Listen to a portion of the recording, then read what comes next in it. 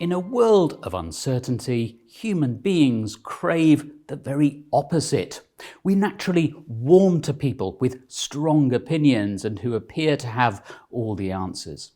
It's a tendency that investors are particularly prone to. Life, and particularly financial markets, are incredibly complex and uncertain, and that's uncomfortable. So we're drawn to people who remove that confusion, or supposedly remove that confusion, by having an opinion or a view. So when we're worried or anxious, it makes us feel better if someone has a strong view or perspective, because it makes us think that things aren't chaotic, they're not random, they're actually controllable. And we can see this in investment all the time, that we want people to have views over the short term on markets, even though they're inherently unpredictable, because it makes us feel better. In some areas of life, having a definite view could be seen as a positive thing. The problem is that economics, politics, international affairs and so on are very hard to predict. Consequently, so are financial markets.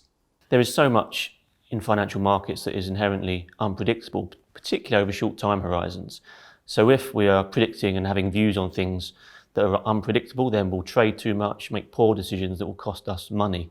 There are certain things in investment that we can predict or have more confidence in predicting, like the power of compounding over time, like the benefits of long-term investing in equities, for example.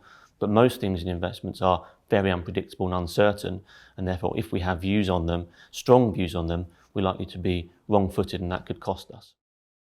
The legendary investor Warren Buffett has spoken and written several times about our circle of competence. It's an important concept to grasp.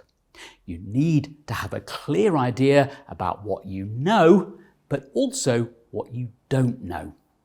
So is it reasonable for me to have a view on what the FTSE All-Share will do over the next 3 months, or what the Federal Reserve will choose to do about interest rates at the next meeting? Is it something that's inherently forecastable or predictable? Should I have a view at all? And in many cases that's not predictable, so we should avoid doing that. So it's not ignorant not to have a view, it's actually sensible to have an awareness of things in financial markets that are inherently unpredictable and difficult to forecast.